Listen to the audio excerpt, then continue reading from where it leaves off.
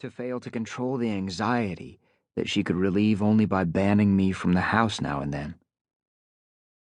Soon after sunrise, on a day in October, a few weeks after my 8th birthday, she said, "It's so wrong, Addison, and I despise myself for it. But you've got to get out, or I don't know what I'll do. Maybe for just a day, maybe 2, I don't know. I'll put the flag out when it's okay for you to come back in the house. But right now, I don't want you near me." For a flag, she used a dish towel hung from a hook on a porch post. Whenever I was banned from the house, I checked every morning and again in the late afternoon to see if the flag had been hung. And every time that I saw it, I was elated. For me, at least, loneliness was a terrible hardship, even though it was the basic condition of my existence. When not permitted in the house, which included the porch, I slept in the yard if the weather was warm. In winter, I slept in the ramshackle garage, either on the back seat of her Ford Explorer or on the floor in a comfortable sleeping bag. Each day she left food for me in a picnic hamper, and I did not want for anything, except what mattered most: companionship. By my 8th birthday, I had spent so much time roaming the forest that it was as much a home to me as the house.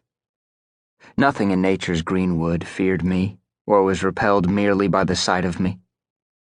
Because I had no memory of the midwife, I had never seen a human being other than my mother, and she had impressed upon me that such an encounter would almost surely result in my death.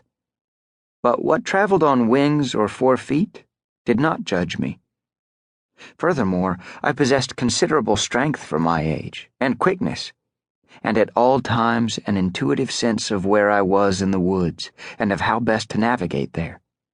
I wore hiking boots and blue jeans and a flannel shirt, and in one pocket I carried a Swiss Army knife with numerous tools.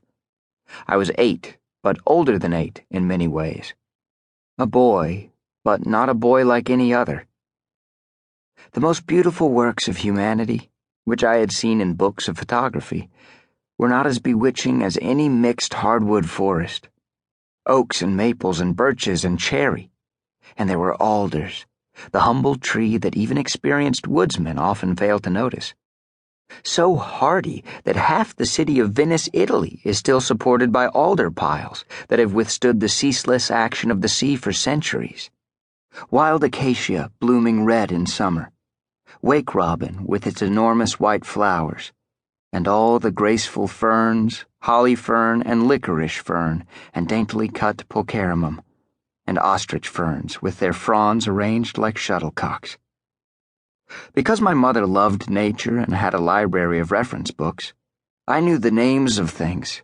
I loved the forest, and on that early October day, banished from the house, I took refuge in the wilderness, which at that time of year stood ablaze with autumn color.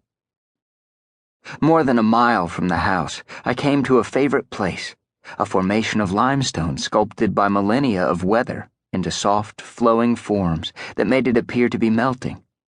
Perhaps 40 feet in diameter, the mass was cored through here and there with natural flute holes leading to hollows within, some of which could be accessed through openings around the base.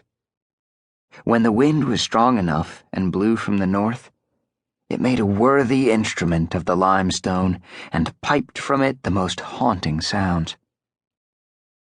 I sat at the highest point, 7 feet above the forest floor, and offered myself to the sun, which slanted through the overhanging trees in warm golden shafts.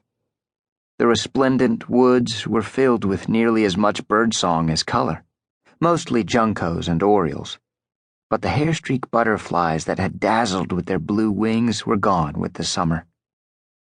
I mourned the summer that autumn had recently dispatched, for soon the forest would be less welcoming, and many creatures would grow less active or migrate farther south, or die.